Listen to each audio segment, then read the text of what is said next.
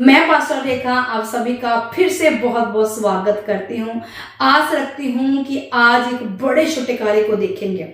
Hallelujah. पर बात करने वाले हैं जो मोस्टली बहुत सारी मुझे बहनें कॉल करके या व्हाट्सएप के ऊपर मैसेज भेजकर मुझे पर्सनली बात करती है कि उन्हें रात को सोते वक्त अटैक होते हैं, उन्हें रात को सोते वक्त दबाव पड़ते हैं, उन्हें रात को सोते वक्त डर लगता है, उनको रात को सोते वक्त गंदे सपने आते हैं, मरे हुए लोग दिखाई देते हैं। ऐसा क्यों होता है और इसका हल क्या है? परमेश्वर ने वादा किया है, परमेश्वर ने अपने वचन के द्वारा ये बताया है कि जब तू लेटेगा तब भय ना खाएगा।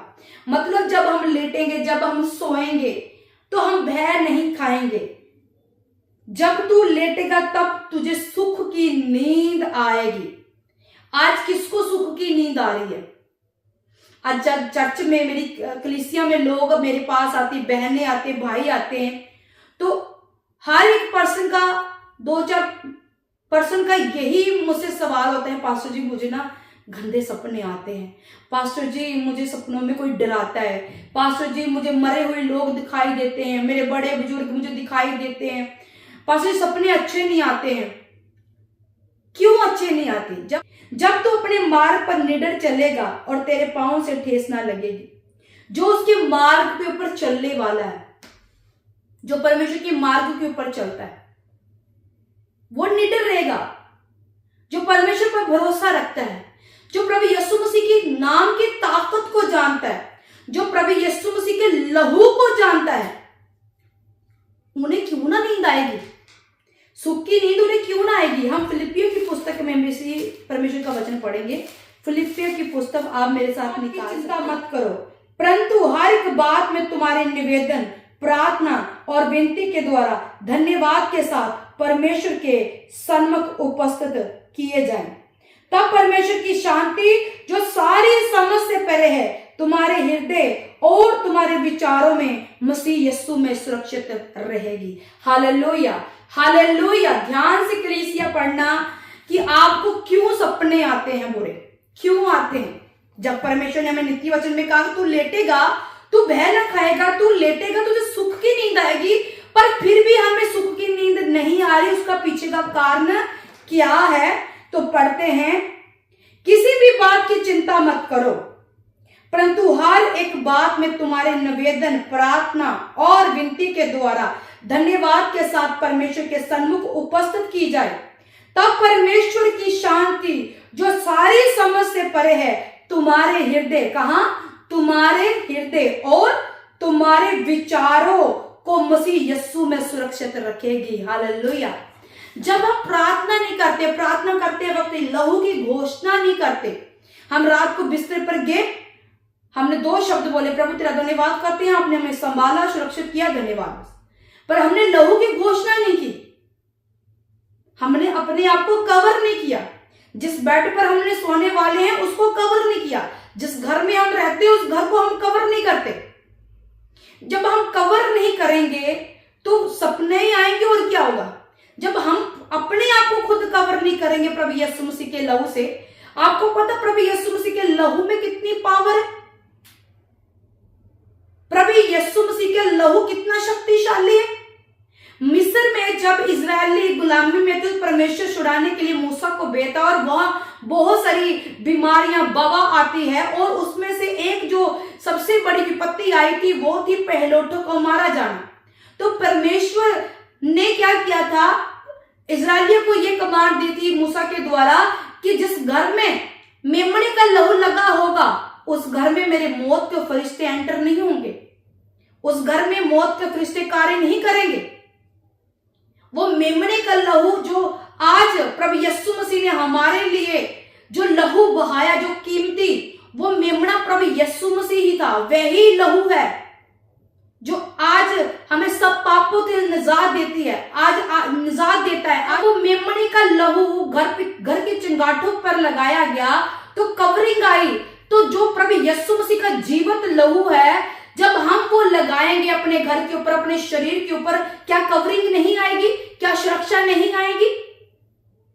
जब हम प्रार्थना नहीं करते, हम विनती नहीं करते, धन्यवाद नहीं करते, सुरक्षा कहां से आएगी? लहू की घोषणा नहीं करते, सुरक्षा कहां से आएगी? बुरे सपने ही आएंगे ना। फिर सोने से पहले कितना थैंक्स करते हैं, कितनी विनती करते हैं, कितनी प्रार्थना करते हैं हम, मायने करता है। बस हम चिंता कर रहे हैं, चिंता करें, कल उसकी किस्त देनी है, मैंने कल वो काम करना है, कैसे होगा? बच्चों की फीस देनी है, कैसे होगा? घर का किराया देना है, कैसे होगा? मैं जॉब पर जाती हूँ, मेरा सीनियर ऐसे करता है मुझसे, सब मेरे साथ, मैं कल जाऊंगी, क्या होगा? सिर्फ हम चिंता करते हैं, चिंता। मेरा पति शराब पीता है, मैं क्या करूं, मैं क्या करूं? सिर्फ चिंता करते हैं। हम चिंता करके क्या अपनी लंबी उम्र बढ़ा सकते हैं? परमेश्वर कहता है तुम चिंता ना करो, बल्कि तुम प्रार्थना करो, तुम विनती करो, तुम गुजारिश करो, फिर तुम्हारे अंदर वो शांति उतर आएगी और संसार की परे की शांति है। तुम्हारे हृदय में आनंद आ जाएगा, तुम्हारे विचारों में प्रभु यीशु मसीह आ जाएगा। विचारों में ही बुरे सपने आते हैं जब हम चिंता करते हैं, विचारों के द्वारा सपने आते हैं कलीसिया। तो प्रभु ने कहा कि जब तुम प्रार्थना करके सोओगे, चिंता छोड़ के सोओगे कि प्रभु मैंने सब कुछ तेरे हाथों में सौंपा, अब तो मैं सोने जा रही हूं, मैं परवाह नहीं करती कल क्या होगा, मैं इतना जानती हूँ प्रभु यीशु मसीह आप मेरे साथ हैं और मेरे लिए सब कुछ हो सकता है, क्योंकि आप सब कुछ मेरे लिए कर सकते हैं। तो फिर क्या होता है? तब परमेश्वर की शांति जो सारी समझ से परे है तुम्हारे हृदय और तुम्हारे विचारों को यीशु में सुरक्षित रखेगी। आपके विचार सुरक्षित रहेगा, आपका हृदय सुरक्षित रहेगा, कोई अंधकार की शक्ति अटैक नहीं करेगी। विश्वासी भजन संहिता कन में पढ़ता है, पर कन में पढ़ तो लिया, पर क्या भजन संहिता कन में के ऊपर विश्वास भी करते हैं? अगर विश्वास करते होते तो हमें अटैक ना होते। अगर हम विश्वास करें तो अटैक नहीं होगे, क्योंकि भजन संहिता कन में उसकी 5 में क्या लिखा? तू ना रात के भय से डरेगा, जैसे नीति वचन में लिखा था, तू ना रात के भय से डरेगा, ना उस तीर से जो दिन को उजाड़ता है। तू रात के भय से नहीं डरेगा, तू नहीं डरेगा रात के भय से। तेरी जिंदगी में भी कैसी रात आ रही, तू नहीं डरेगा, क्योंकि तुम प्रार्थना करके सो रहे हो, तुम भजन संहिता कन में की घोषणा करके सो रहे हो। कोई बहेलिया का जाल तुम्हारे लिए नहीं बनेगा, क्योंकि तुम प्रभु की सुरक्षा में हो, तुम यीशु के लहू की कवरिंग में हो। यीशु का लहू तुम्हें प्रोटेक्शन देगा, सुरक्षा देगा। हालेलुया। मेरा विश्वास है कि तुम आज के वचनों के द्वारा आशीष तो हो रहे हो और शैतान शर्मिंदा आपकी जिंदगी से, वह शर्मिंदा है। शैतान का काम है घात करना, चुराना और नष्ट करना, पर प्रभु यीशु मसीह का काम है जीवन देना, बहुतायत का जीवन देना। बहुतायत का जीवन आपका हिस्सा है कलीसिया। कोई बीमारी, कोई रोग आपका हिस्सा नहीं है, कोई चिंता आपका हिस्सा नहीं है, कोई बुरे सपने आपका हिस्सा नहीं है, प्रभु यीशु मसीह के जीवित और पवित्र नाम में।